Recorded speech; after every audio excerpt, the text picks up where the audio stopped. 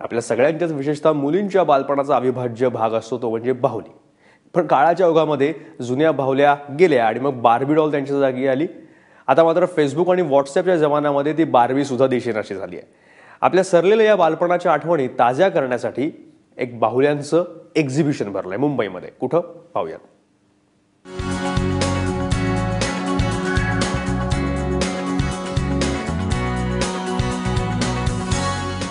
आपलं बालपण ओसरलं तरी बाहुल्यांची आठवण मात्र प्रत्येकाच्या मनात चिरतरुण असते. याच बाहुल्यांच्या विश्वात रमण्यासाठी मुंबईच्या सेंट झेवियर्स महाविद्यालयात एक अनोखं बाहुल्यांचं प्रदर्शन भरवण्यात आलंय.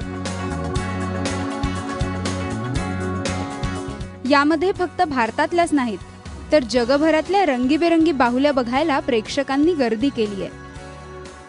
किल्ला दाखवलेला दिवाळीमधला, त्याच्याबरोबर क्रिब दाखवलेली आहे, कारण ख्रिश्चन लोक क्रिबमध्ये लहान लहान अशा गोष्टी दाखवतात. पण सँटॉन नावाचा जो प्रकार आहे, अगदी त्याच्यामध्ये विलेज दाखवतात, तो छोटूसा सँटॉन देखील आम्ही दाखवायचा प्रयत्न केला आहे. त्याच्याबरोबर आम्ही श्रीलंका, ब्राझील, ब्रिटन, मग त्याच्याबरोबर रशिया, जपान अशा वेगळ्या चायनाच्याही बाहुल्या आम्ही थोड्याफार दाखवायचा प्रयत्न केला. भूमी कुठलीही असो, बाहुली मात्र जगातल्या सगळ्याच लहान मुलांना भुरळ घालते.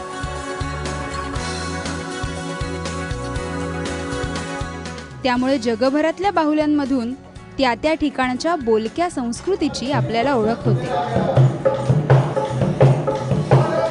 एक्झिबिशन खूपच छान आहे. एकतर खूप वेगळ्या प्रकारचं एक्झिबिशन आहे आणि बाहुल्या म्हणलं की आपल्या डोक्यात एक खेळण्यातल्या बाहुल्या एवढंच असतं, पण इथे खूप वेगवेगळ्या प्रकारच्या बाहुल्या आहेत ज्या ऑल ओव्हर द वर्ल्ड, काही इंग्लंडमधनं, काही बऱ्याच वेगवेगळ्या देशांमधनं आल्या आहेत. लहानपणी तुम्हीही तुमच्या बाहुलीचं लग्न लावलं असेल, मात्र आपलं बालपण जसं निसटून गेलं तसं काळाच्या ओघात आपल्या जुन्या बाहुल्याही दिसेनाशा झाल्या. इकडे येणारे मोठी व्यक्ती आहेत, म्हणजे मुलंही आहेत, पण जास्त करून म्हणजे युवक आणि तरुण वगैरे तर आहेत, पण म्हातारे येतात आणि अरे आमची बाहुलींची ठकी नाही दाखवली तुम्ही. तर म्हटलं ठकी आहे ती कालाच्या ओघामध्ये लोक विसरून गेलेत. मी पुष्कळ ठकी शोधायचा प्रयत्न केला, पण मला काही ठकी सापडली नाही.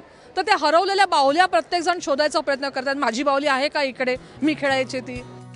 जगभरात असलेल्या तणावाच्या वातावरणामुळे लहान मुलांचं बालपण हरवतंय. त्यांच्या भावविश्वावर वाईट परिणाम होत आहेत.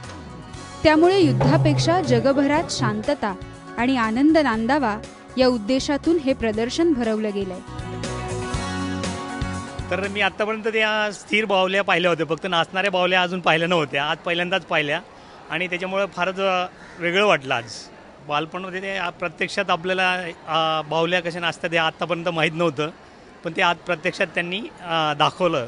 राजस्थानी ते असा हा कार्यक्रम कॉलेजमध्ये झाला तर सगळ्यांना त्याची माहिती होईल. आपल्या बालपणीच्या आयुष्यात या बाहुल्या बाहुलीला अगदी अविभाज्य असं स्थान असतं.